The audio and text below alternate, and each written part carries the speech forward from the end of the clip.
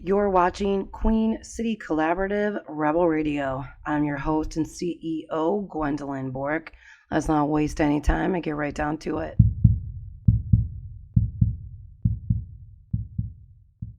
Hello, everyone. Thank you for joining me today on today's podcast, Rebel Radio for Queen City Collaborative.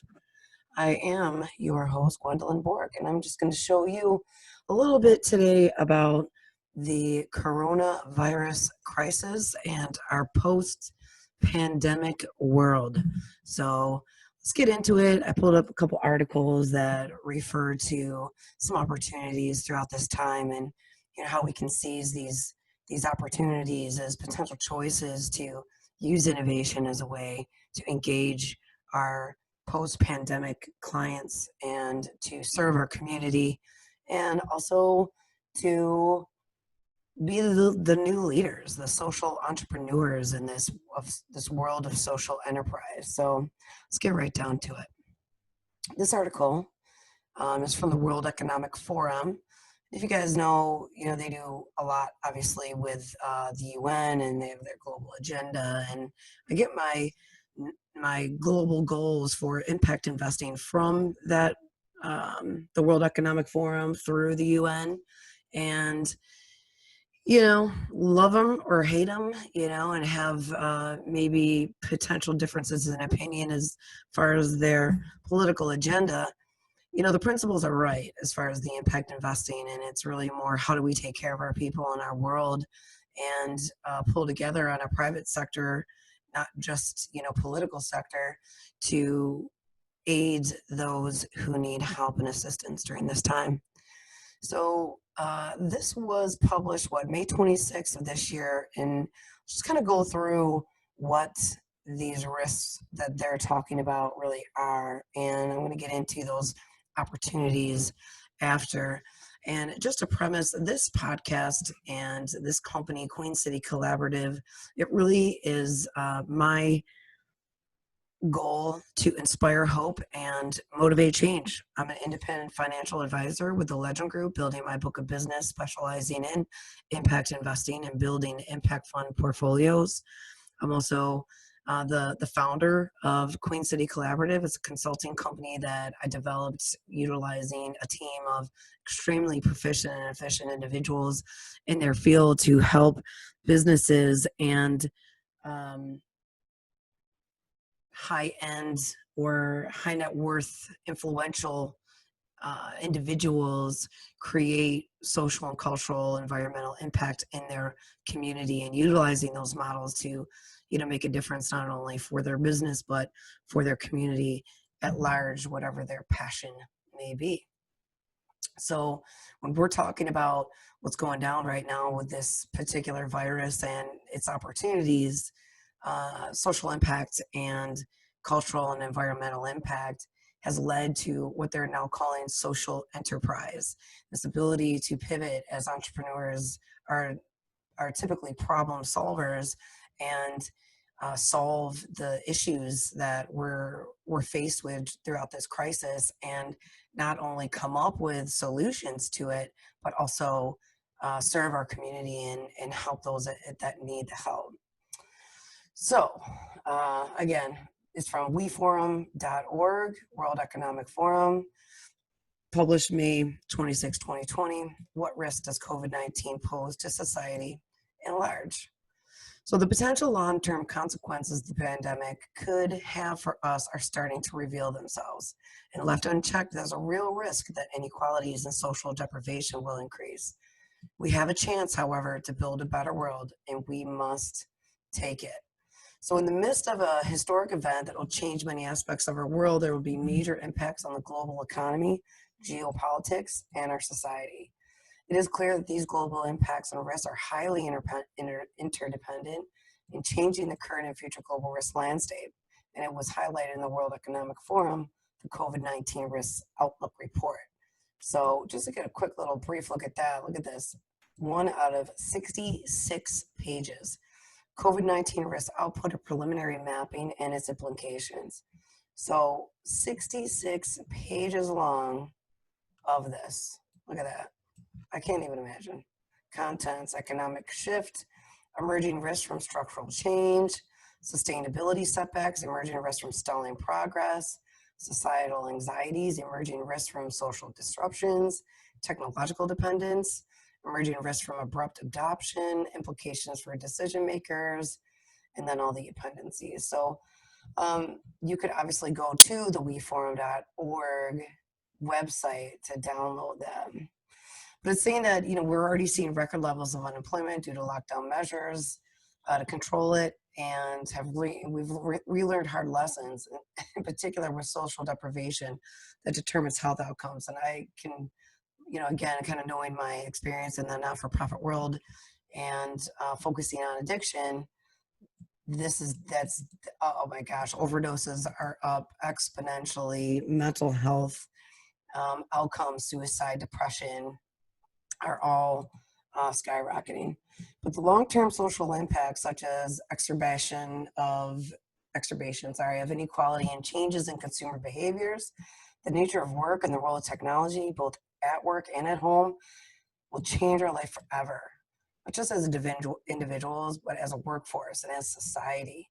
These social dimensions of the crisis, including generational frictions and continued stress on people's well-beings, will be felt by people worldwide and will create substantial societal consequences for the long term. So here's a graph talking about fear and optimism. A combination of furloughing fiscal policies have helped put our economies on hold. And already we're seeing sectors that have particular difficulty in sustaining and recovering their businesses. So you got early lockdown studies found that 37% of people showed signs of psychological distress. Up to 45% of adults felt adverse effects on their mental health. And up to 70% felt this period was the most stressful of their careers. I mean, and imagine being like a business owner throughout this, a small business owner, not someone with big pockets and getting money as part of the bailout, right? So consumers' behaviors, though, are also changing. During the stabilization phase that most economies are in right now, global consumer spending decreased every week in the last 2 weeks of April and early May.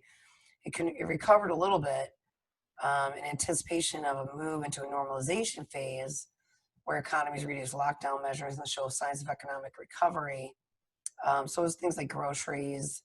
But now the spending is focused more on home improvements and clothing.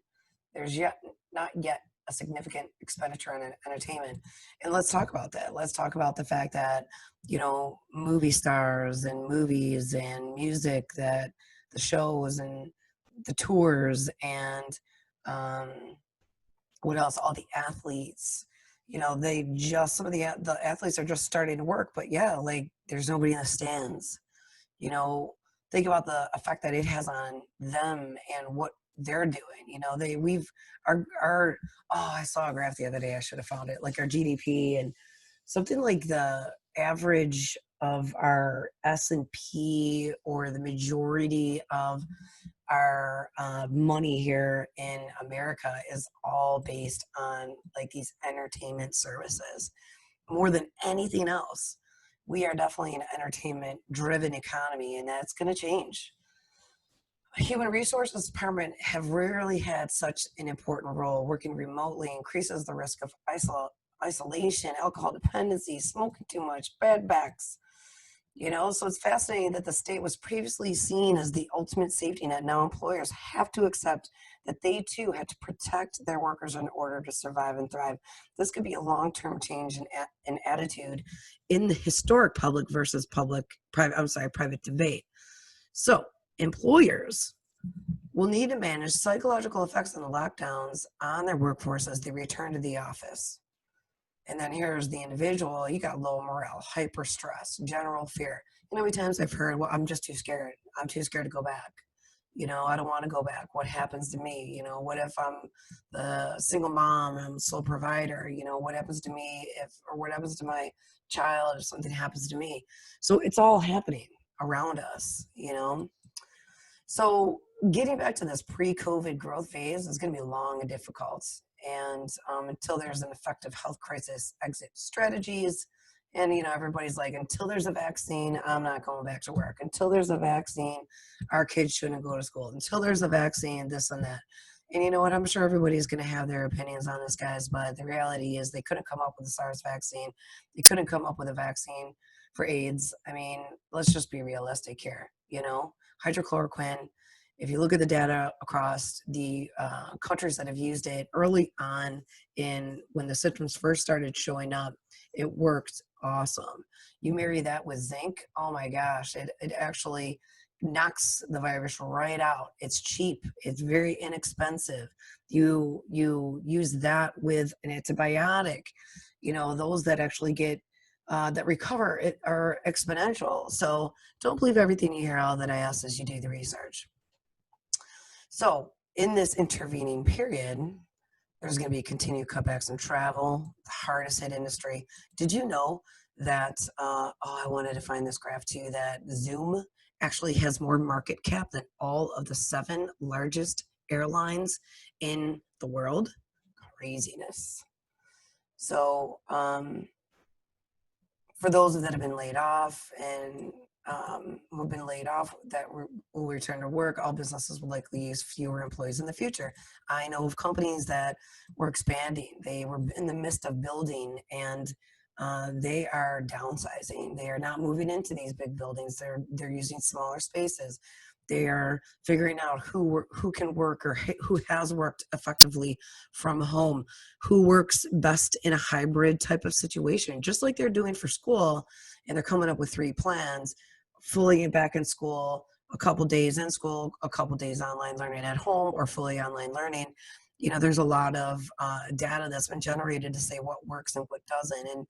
And big employers can figure out who is productive and who isn't at home, and they can justify then their decisions to say, okay, you know what, you're doing a great job, you can stay home from now on. Here's an allowance, we'll give you some money towards your internet. If you want to upgrade your desk to make it applicable for your posture, or you need an ergonomic chair, there you go. It's already happening. But we have to reconcile natural fears that we feel. So I think part of that, they're saying, being reinforced by government messages to help enforce the lockdowns. I don't know. The reality is, whether the data is proving it is more dangerous than it has shown, there's no going back, and we have to deal with this new norm because, unfortunately, we are regulated by the government. So, hate to say it, guys, unless you want to live in a different country,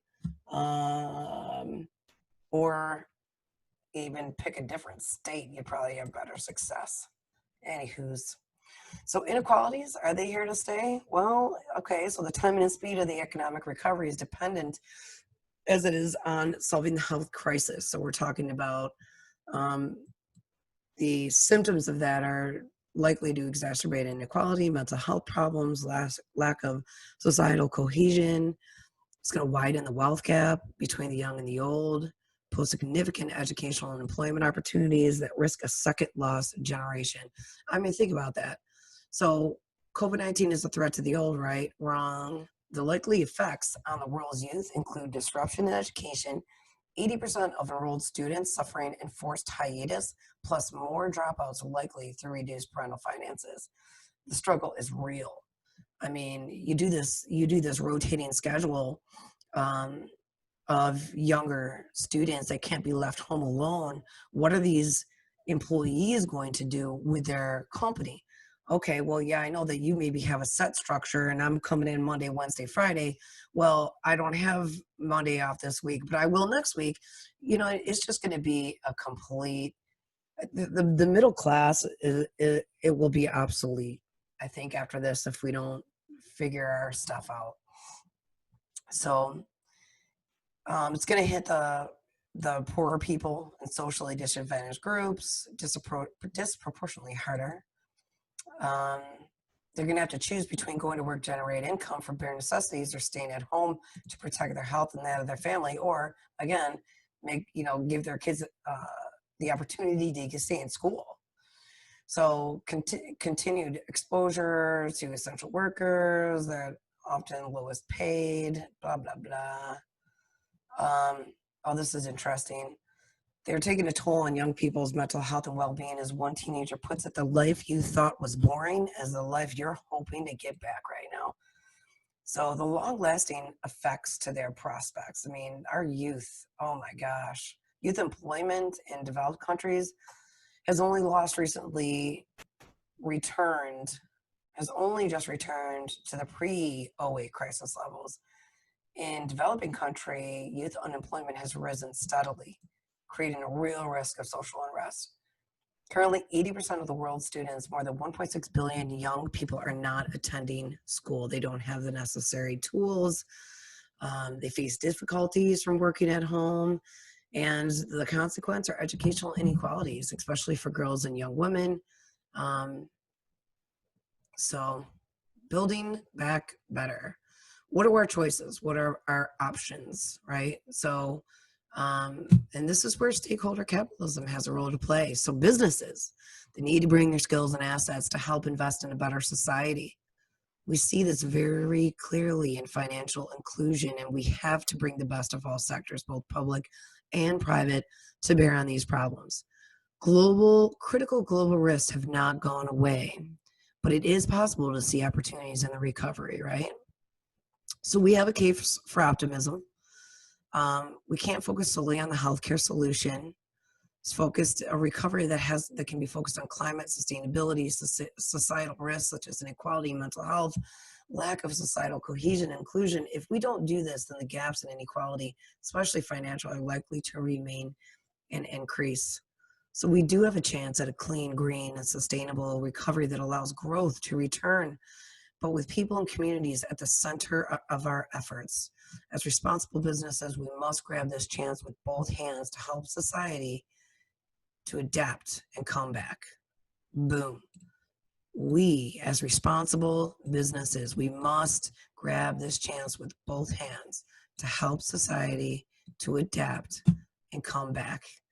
I mean, if you don't see the reality that we are at the helm of this as social entrepreneurs, as citizens, to be able to create the solutions, starting with our local community, we're not going to see it, guys. We're just not. So what does that really look like? And I wanted to bring up a few different things on, even in my investment world, we were pulling up some graphs about, some of the major disruptions that have ever happened in America. I mean, you're talking about the different plagues, right? The Spanish flu, our wars, World War I, World War II, the dot-com bubble, the '08 recession. There were things that came out of those major crises. And innovation is key. So this is from McKinsey & Company, written June 17th. It says, innovation in a crisis, why it is more critical than ever. Prioritizing innovation today is the key to unlocking post-crisis growth. And the writers of this article started off with a quote from John F. Kennedy. He once observed that the word crisis in Chinese is composed of two characters, one representing danger, the other opportunity. He may not have been totally correct on the linguistics, but the sentiment's true enough. A crisis presents a choice. Very true today. So yes, it's upended every aspect of life, personal, professional, how companies interact with their companies, how customers choose and purchase products and services. That's back to that social impact model, how supply chains deliver them. In a recent of more than 200 organizations across industries, more than 90% of executives said they expect the fallout from COVID-19 to fundamentally change the way they do business over the next 5 years, with almost as many asserting that the crisis will have a lasting impact on the customer's needs. Exhibit A1. The COVID-19 presents an opportunity that few feel equipped to pursue. So although most executives agree that innovating the business will be critical, 90% believe that the COVID-19 crisis will fundamentally change the way they do business over the next 5 years. 85% are concerned that the COVID-19 crisis will have a lasting impact on their customers' needs and wants over the next 5 years. Well, 21% have the expertise, resources, and commitment to pursue new growth successfully. 2 out of 3 believe this will be the most challenging moment in their executive career. I wonder why that is, right? Maybe it's more about people than profit for the first time in history. So, more than 3/4 also agreed that the crisis will create significant new opportunities for growth. So let's look at that. Shares of executives who expect the COVID-19 crisis to be one of the biggest opportunities for growth in their industry. So look at all this. Nearly 3 of 4 executives agree that changes brought by this crisis will be a big opportunity. Look at that, varying over all these industries: technology, consumer goods, pharma, financial services, retail, and then down to industrial. But seeing those opportunities emerging from the crisis are not the same as being able to seize them.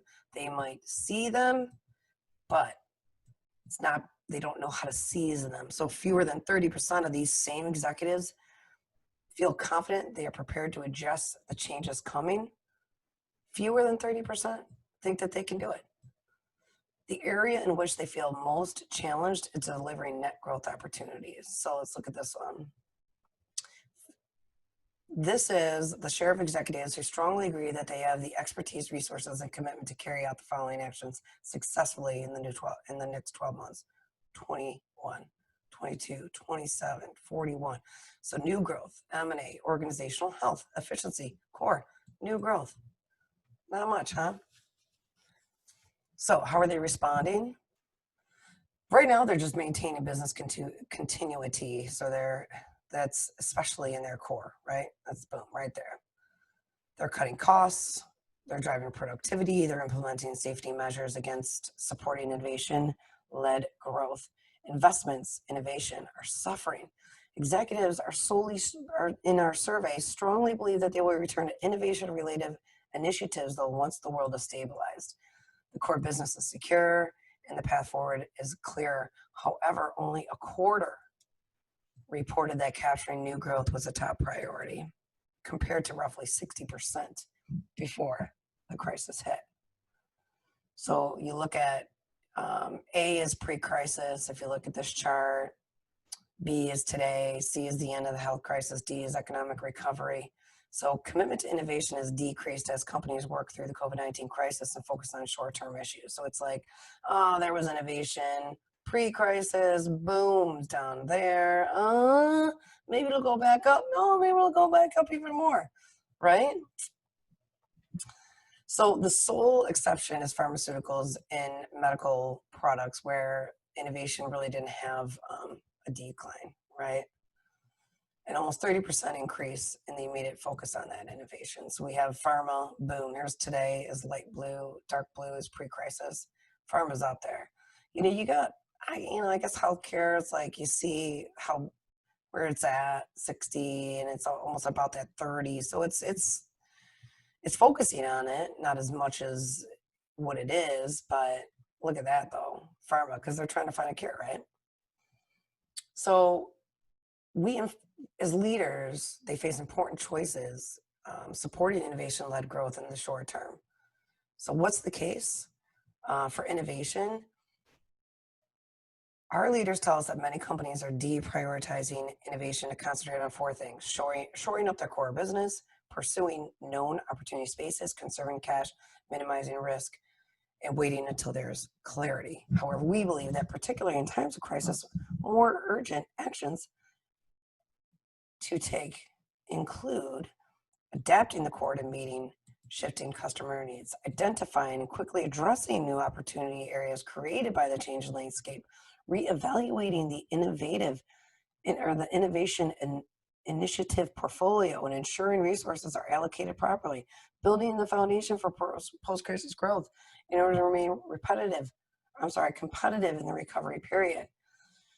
So customers What a company successfully historically may no longer be possible during or after the crisis. Customers may struggle to pay, channels shift, the assumptions that supported years of stable, predictable growth may no longer be valid. So, what competitive advantages shift dynamically as business models adapt to new market realities, core capabilities, organizational distinction may suddenly be less differentiating. So the current crisis has significantly exacerbated and accelerated its disruptive force. So sudden pivots observed during the COVID-19 pandemic include changes to sales models. So what happened? Firms with significant field forces can no longer rely only on in-person coverage to outcompete. 96% of businesses have changed their go-to market since the pandemic hit, with the overwhelming majority turning to multiple forms of digital engagement with customers. Sales coverage has been completely redefined as companies discover that virtual technology allows them to do things that were nearly impossible previously, assembling the perfect team of experts for every sales pitch. In this digital sales sphere, smaller firms can often match up to their biggest competitors. There's this need for new offerings. Food distributors that traditionally supplied restaurants are setting up digital direct-to-consumer channels as the crisis disseminated their core restaurant sales. I mean, look at Rich Products. They've got a couple different marketing channels or sales channels, right? They have the consumer retail side, they have the restaurants. Without the restaurants being open, that part of their business took a major hit, but yet what skyrocketed? Everything that they put in the shelves in the actual grocery stores.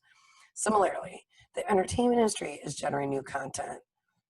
Sports retrospectives to fill the void in creating programming created by the suspension of sports leagues. Museums are creating and streaming digital content to enable people to enjoy their offerings from the comfort of their homes. For instance, Getty's life imitating art. There's rapid changes in customer behavior. Video conferencing providers. So here's that Zoom, right? This market typically required explosive deployments involving physical installation of specialized equipment, training to ensure high quality connections. Now Zoom is simple to set up, viral connectivity is kind of the Kleenex of video conference. Practically overnight, the world is accustomed to Zooming for myriad of purposes. And I talked about that market cap with Zoom.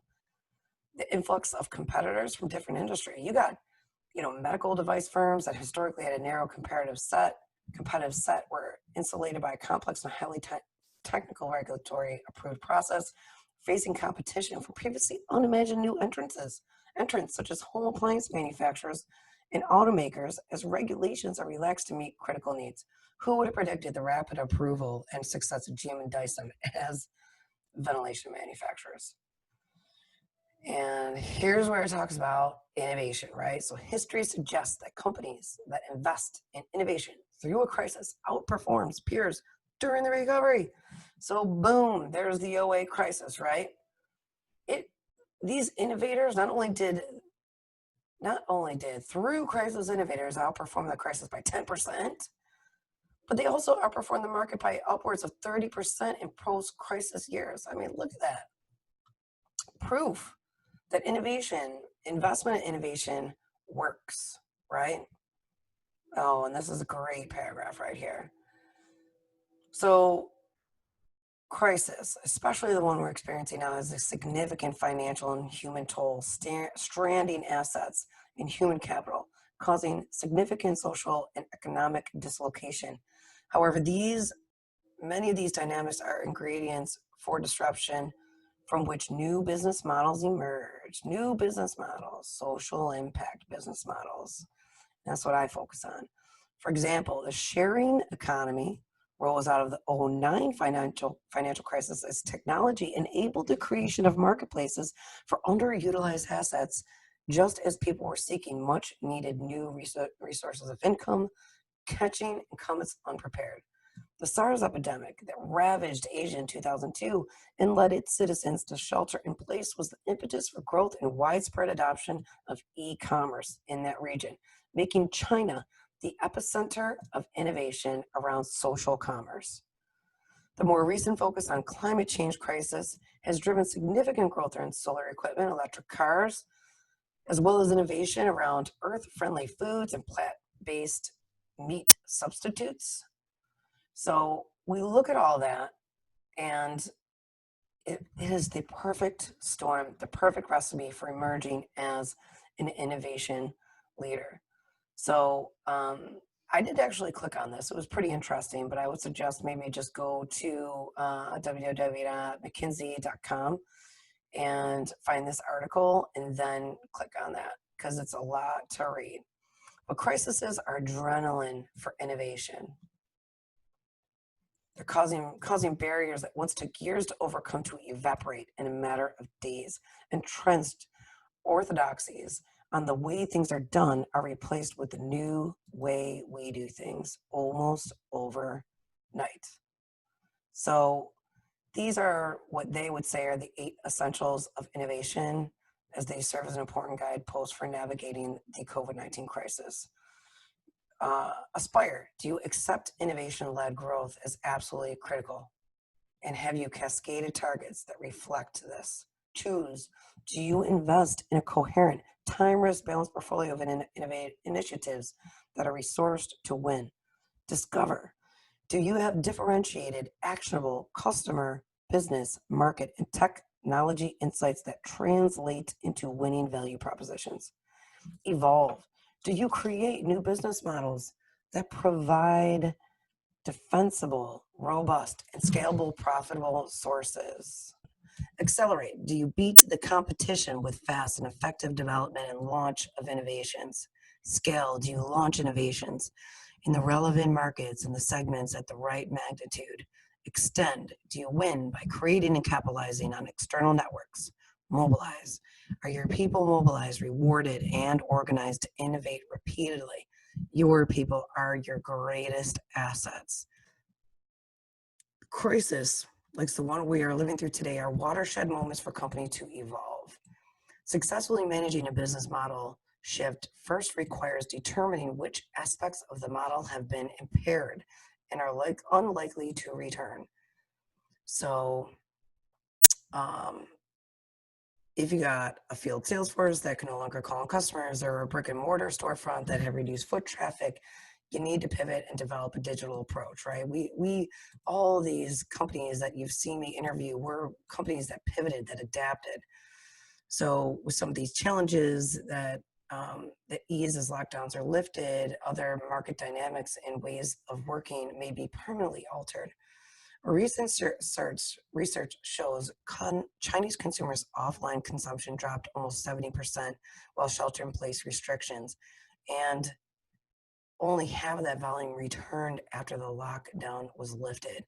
Likewise, consumer adoption of telemedicine appears to be sticking. So that in turn will have implications for an organization's assets, tools, and capabilities.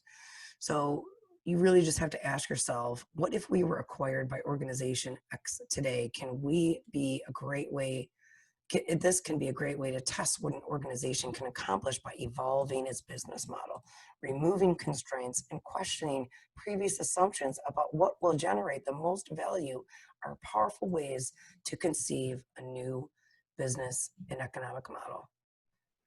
So you have to determine which initiatives to continue, pivot, or cut. And we are coming into this new normal. So we have to embrace it, right? We have to do it. So as this new normal is upon us, there's opportunities that exist now that maybe didn't before. So you have to aspire and look for those things, find them, right? And then accelerate it, you scale it. Innovation's a big part of that. How they bring it to market. They're pivoting their existing manufacturing to support the response. Industrial companies are producing ventilators. Luxury brands are making hand sanitizer. Distilleries are producing disinfectant. We saw that with Jason Barrett from Black Button Distillery, right? So given the accelerated pace at which products and services are launched directly in a market, it is critically important to ensure that supply chains and other enablers of scale keep pace to meet the demand. And one of the major early lessons of COVID-19 crisis is that competitors and firms from completely different industries can suddenly become allies. Ain't that the truth? Look at all these looking for coronavirus therapy, 15 pharmaceutical companies, and that is social enterprise, right? Here's just backup, like innovation at times of crisis, why the time to grow is now. Crisis creates new consumer needs and habits. It can result in entirely new and permanent markets, at least for the short, at the very least for short-term opportunities that could create long-term advantage. If it displaces competition in areas where vital pre-crisis and will continue to remain so afterwards, this can provide an opportunity to grab market share and achieve lateral growth. Crisis accelerates innovation. As new problems develop, it forces business to tackle these with new innovative solutions. So it goes into this article from medium.com. It talks about, some of the companies that really took advantage of it, like Netflix. When the '08 crisis was causing turmoil for most companies, Netflix saw their opportunity to leverage on the crisis. They introduced video streaming at a time where fewer people could afford to go to the cinema. And look at that, boom, their stock rose by 57%. In another manner, Amazon, right? Retail companies went hard. Amazon flourished, sales rising by almost 25%. Kindle, remember Kindle? So you can leverage these philosophies and maximize innovation on your internal processes. And Groupon even, right, launched in the middle of the '08 crisis. And despite its launch in '08, the company rapidly gained popularity and became massively profitable. Alibaba rose to limelight due to the fears surrounding the SARS pandemic in 2002 and 2004. Its focus on connecting consumers with products they needed at competitive prices, and the then small e-commerce company achieved meteoric growth. That's a good one. It allowed customers to avoid the risk of infection, but to provide sellers with the means to keep making income all in one stroke. And then lastly, I just wanted to read